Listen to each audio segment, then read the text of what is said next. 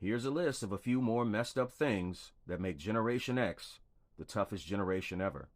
Elementary school and middle school edition.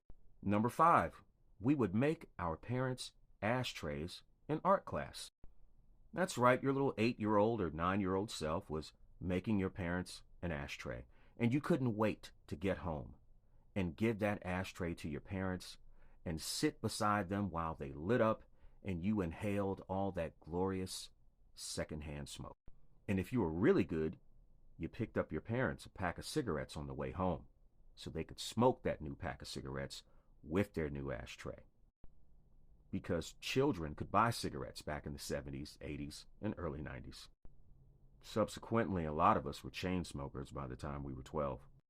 Number 4, it's been said before, but it bears repeating, corporal punishment. Now, I know a lot of you Generation Zs and younger millennials are going, bro, what's like corporal punishment, bro? Well, corporal punishment is when your teachers could beat the shit out of you. They'd use paddles, yardsticks, rulers, and sometimes just slap you in the face with their bare hand. Because teachers didn't give a shit about you, and they weren't trying to be your friends. All they cared about was getting through class and you acting like you had some goddamn sense. Now, I know what you Generation Zs and younger millennials are going to say. Bro, like, no teacher would have hit me, bro. And if I'm being honest, they wouldn't have had to. All they would have done is gone to your social media page and said that your profile picture was ugly, take your vape pen, and not call you by your preferred pronouns, and watch you have a nervous breakdown. Easy work. Number 3, there was no such thing as early release. I don't care what tragic thing happened in your city or in your world, you were not going home early. I remember the day that the space shuttle blew up. We're sitting there in social studies class, watching the big TV on top of the big metal TV stand, and all of a sudden, boom, the space shuttle blows up. And do you want to know what the teacher said to this classroom full of horrified and terrified children that just saw the space shuttle blow up? Well, he got up and turned off the TV, and he said, well, that's quite enough of that. Then he told us to open up our books to some chapter and read until class was over.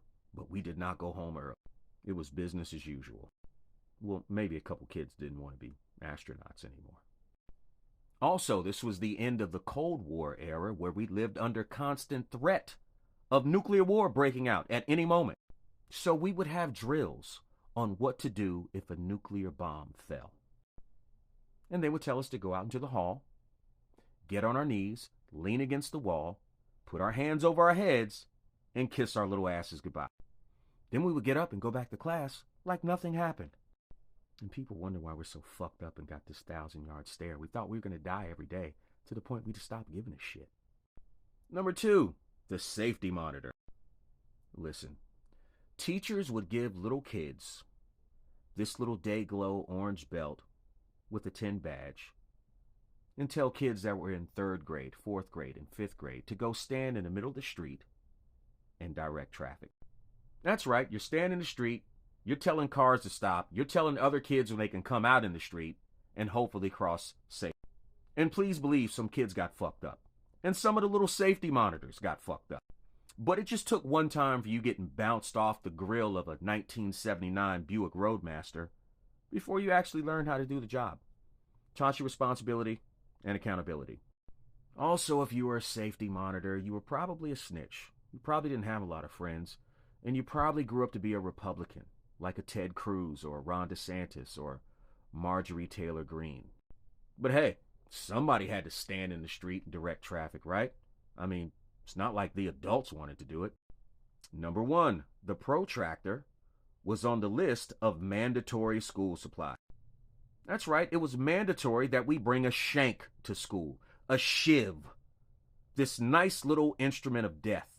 And if we're being honest, we all know someone who got stabbed with a protractor in the arm, in the neck, in the eye.